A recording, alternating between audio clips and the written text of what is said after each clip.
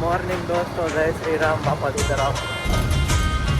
લેંગાધારી મિત્ર વાસણકારી અને મુગસના પોગી ગયા છે.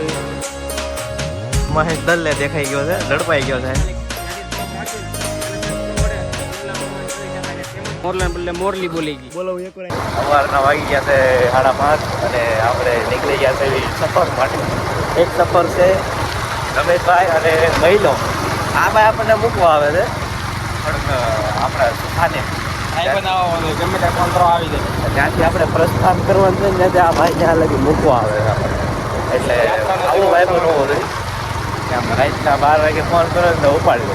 સકડા નહીં પોગી છે, સકડા પોગી જાય ટોટો શું નખવું ખોટું. જવાનું આપણે બાજુમાં જ છે 7-8 કિલોમીટર. આ પેટ્રોલ પંપે આપણે આવી પચામાં ટાંકી ફૂલ કરાવવાની. હા, એ 50માં ટાંકે ફૂલ કરી નાખવાનું. અહીંયા પણ કોઈ લાગતું નથી. મહિલા એટલે એ પછી હું કોઈ નથી ઓળખતો ભાઈ, એટલે હું ન જ આવ્યો અને કઈ નહીં હે એટલે પોગી જાય ને તો ભલા મણા હું મુજાવાની વાત છે. દોસ્તો, અમે પોગી ગયા છે કે શું કહેવાય હરાણા ચોકડીએ. બસ આપણે મોવાથી આવવાની છે એટલે ત્યાં એક ભાઈ બંધ ત્યાંથી બેસી ગયો છે. એટલે રિઝર્વેશન છે એટલે કે ટેન્શન નથી, અહીં બસ ઊભી રહેવાની છે તો આપણે એમાં બેસવાનું છે. અને ક્યાં જવાનું છે તો થંબનેલ જોઈને ખબર પડી જ ગઈ છે, એટલે બહુ કાંઈ રિલે કરવાની જરૂર તો છે નહીં. દોસ્તો, અમે બસમાં બેસી ગયા છીએ. અમે કંઈક નવું તમે જોઈ શકો છો. આ એક ટાઈમ અને એક જ આવવાનું છે. ધોરાજી વાળી બસ. મોવા ધોરાજી. મિત્રો મને એમ કરતું કે બસમાં ફૂલ મોજ કરશે. આ બે ખગડા સુઈ ગયા. જો આમાં હું એકલો જાગું ને બે ખગડા ભાઈ બંધ સુઈ ગયા. મને તો ઊંઘે નથી આવતી. તો અમે બગસરા પોગી ગયા છે અને હવે આપણે જવાનું છે જુનાગઢ. તમને કહી જ દેવી આ આપણી બસ છે સરકારી જેવું સરકારી જેવું એક કામકાજ જ શું કેવું મહિલા ચાલુ. સરકારીમાં મજા આવે એક એમ ન મજા આવે ટ્રાવેલ કરવાની. આપણે જુનાગઢ, હવે જુનાગઢ ડાયરેક્ટ આપણે ક્લિપ લેવું અને મહિલો હેન્ડસમ બોય તૈયાર થઈને આવી.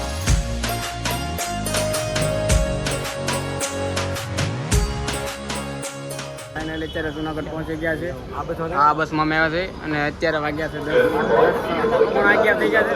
તો સૌથી પહેલા આપણે જવાનું છે નાસ્તો કરવા, કારણ કે હવાની ભૂખ લાગે, કાંઈ ખાધું નથી. પહેલા 6 વાગ્યા બસમાં બેસી ગયા હતા. આ છે જુનાગઢનો બસ ડેપો, તમે જોઈ શકો. અને આ બધી બસો અને આ ભાઈ અટાણા બ્લોગ એનો શરૂ કરી દીધો છે. તારું શું કહેવાનું છે? મારું કાંઈ કહેવાનું શું કરવાનું છે પહેલા આપણે? પીવાનું ગોતું છે, કેમ કે ભૂખ લાગી છે બહુ. પહેલા તો એ ખાવા પીવા. મિત્રો અમે થકાહારા ઠાકીને આપણે આવી ગયા છે જમવા.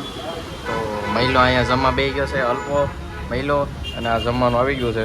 અને હવે આપણે જમી લઈને પછી જઈએ જ્યાં જવાનું છે. તો વિડીયોમાં બને રહેજો, ક્યાં જાવી છીએ તો અમે આગળ દેખાડીશું. હવે મિત્રો આપણે ઉપરકોટ આવી ગયા છીએ અને અહીંયા આપણે ટિકિટ બારી છે, ટિકિટ લે છે. તો હવે જઈએ અંદર જોઈએ અને તમને પણ બતાવીએ કેવું છે માહોલ. આ ટિકિટ લઈને આવી ગયા છે. ઉપરકોટની અંદર આવી ગયા છે અને આ છે ઉપરકોટનો રસ્તો જે પહાડોની વચ્ચે બનાવેલો છે. આગળ પહાડનો આખો પર્વત હતો, એ કાપીને બનાવેલો છે ઉપરથી. જૂનો ડેલો. હા, ઝડપાઈ ગયો. આ છે 1162 વર્ષ પહેલાનો જૂનો ડેલો. હા, જુનાગઢમાં કોટી વર્ષની વાંદરા છે તો હાલે દેખાડે. જુનાગઢ દેખાડે. વાંદરી પણ ને અહીંથી આખું જુનાગઢ દેખાય. મિત્રો, તો હું તમને અહીંનો વ્યૂ દેખાડવા માંગુ છું. ખતરનાક વ્યૂ આવે છે, તમે જોવો એકવાર. આપણે જુનાગઢમાં નો આવ્યો એને એ જોઈ લો ને, જે આવ્યો એ જોઈ લો પાછા બીજી વાર. અને મોજ તો આવવાની છે. વ્લોગમાં આગળ બના રહીજો તમે મિત્રો. દોસ્તો, જીગરના ટુકડાઓ કલેજાઓ આપણે ઉપરકોટ ફોર્ટ જે ફ્રન્ટથી લખેલો છે ને, એ અહીંયા પાછળ છે, તમે જોઈ શકો છો. ઉપરકોટ એ આમ જોરદાર છે. એટલે આવું બનવું પછી જોવા મળે છે. અને અહીંયા ખડ વાળવાની જરૂરત છે. આ તમે જે જોવો છો એ તો હજી સેમ્પલ છે. મેન તો અહીંયા જ છે, ડેમો મોટો જબર. તો અહીંયા આપણે કયો કેળો છે મહિલા? કયો છે? વ્યૂ હાથમાં કે લાય આપણે હલવાઈ દેવું. ગેમ નથી રમતા આપણે. હા, વ્યૂ હાથમાં એટલે આવ્યું હોય તો હલવાઈ જાય. હા, અહીં સૈનિકોનો આવે. સૈનિકોનો આવે કેમ ને? અરે જોરદાર છે. જો તમે એકવાર. તો દોસ્તો, તમે જે આ ડુંગરો જોવો છો ને, એ આપણે જુનાગઢનો ડુંગરો છે, ભવનાથ ગિરનાર પર્વત. ત્યાં આપણે કાલ જવાનું છે. એટલે કાલનો વ્લોગ આપણે અલગ થી આવશે, આજનો વ્લોગ અલગ થી આવશે. અત્યારે તો આપણે કેવો મસ્ત નજારો લાગે પાછળ ડુંગરા ઉપર વાદળ બેસી ગયા છે. આ બધું ઝાડવા કેવો મસ્ત લાગે એક લાઈનમાં. અરે ખતરનાક લોકેશન છે એટલે આમ એક નંબર લોકેશન છે કોઈ ઘટે નહીં એવું. મિત્રો જો અહીંયા ગાડીના પેરપટથી સિંહ બનાવી નાખ્યો છે જોરદાર, કાંઈ ઘટે નહીં એવું. લોખંડી સિંહ. તમે આ લોખંડી પૂરું જોયું ને, લોખંડી સિંહ છે. હું કેવું મિલે સ્પ્રિંગ છે, પ્લગ છે, ગાડીના સ્પ્રિંગ છે, પ્લગ છે, બધું આમાં બધું આવી જાય આમાં લોખંડની વસ્તુ. મિત્રો હવે આપણે સિંહ જોઈ લીધો છે લોખંડનો, એટલે હવે આપણે જવાનું છે કડીની વાવ જોવા. મહિલા એમાં કેટલા પગથિયા આવ્યા છે? 195 પગથિયા છે, 87 મીટર ઊંડી છે. 195 પગથિયા છે ને 87 મીટર ઊંડી છે. 87 મીટર લાંબી છે, 35 મીટર ઊંડી છે. તો મિત્રો આ છે રાજાશાહીનો કોઠારો. એમાં પેલા રાજાઓ છે ને ઘઉં ચોખા નાખતા, જે એને મળતા ને પેઢીઓમાંથી ઘઉં ચોખા મળતા ને ઘઉં ચોખા એમાં નાખતા. યા તો એ ઘઉં ચોખાનું બનાવ્યું. પરજા કામ કરતી બધી અને એને સમિતિમાં ઘઉં ચોખા મળતા એ બધા આમાં નાખતા. એટલે મિત્રો આપણે અનાજ ભંડાર તો જોઈ લીધો. હવે આપણે જોવાનો છે નવગણ કૂવો. તો નવગણ કૂવો અહીંયા આવેલો છે. આપણે આ લખ્યું અહીં નવગણ કૂવો છે. અમે તો હવે અમે આવી ગયા નવગણ કૂવો જોવા, અને અમે બે ગયા ઈંડોળા ભાઈ અને દીપક આમાં બે ગયો છે. ઈંદોળો એકલો હમણાં આ બધું મોરલો બોલ્યો તો આ ભાઈ મોરલો બોલાતા સાંભળો. કોમેન્ટ કરજો મોર બોલ શું લાગે તમને, શું બોલે છે? હા એવું લાગે કાગડો બોલતા, મોર બોલે એવું લાગે. ના મારા ભાઈ ની ફરમાઈશ એટલે હું એક બોલી ગયો ભાઈઓ બહેનો. આ તો નરેન્દ્ર મોદી આવી ગયા પોઈન્ટમાં. તો મિત્રો અહીંયા છે રા નવગણના કુળદેવીમાં ખોડિયારનું મંદિર, અને આ બધું છે નવગણ કૂવો. તો ગમે ત્યારે તમે અહીં ફરવા આવો તો નવગણ કૂવો જતાં પહેલાં ખોડિયામાના મંદિરે દર્શન કરવાનું ભૂલતા નહીં. અને હવે અમે જઈએ છીએ નવગણ કૂવાની અંદર. ચોમાસામાં બધાને જણાવવાનું કે ભાઈ આ નવગણ કૂવો અંદર જોવા આવો તો આ પગથિયામાં ઉતરવામાં ધ્યાન રાખવું, કારણ કે અહીંયા પાણી પડીને લપસણું થઈ ગયું છે. તો અમે સાઈડમાં કિનારે આવીએ છીએ આ નવગણ કૂવો જોવા. અને અંદર તો અંધારું છે, થોડું ઘણું લાઇટ કરવી પડશે ફોનની. નવગણ કૂવાની અંદર અમે આવી ગયા છીએ, અને તમે અહીંયા આવતો હોય તો ધ્યાન રાખજો, કેમ કે અહીંયા લહરકનું બહુ છે ને અંધારું છે, લાઇટ કરી નાખજો.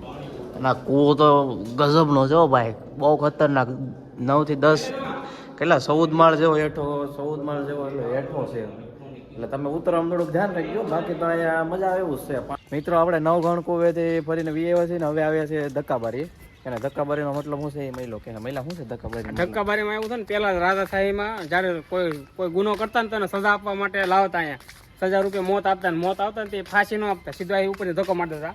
આ ધક્કાબારી બહુ ઊંચી છે, એટલે હેઠે બહુ જગ્યા છે, ત્યાંથી પડે એટલે માણસ મરી જાય. ટાટિયા હાથ પગ વગર તો થઈ જાય પણ માણસ મરી જાય 90%. અને અહીંયા છે ધક્કાબારી. આ છે ઇનલેટ ટાવર છે. હવે કયો ટાવર એ મને બાકી નથી ખબર, પણ ઇનલેટ ટાવર છે.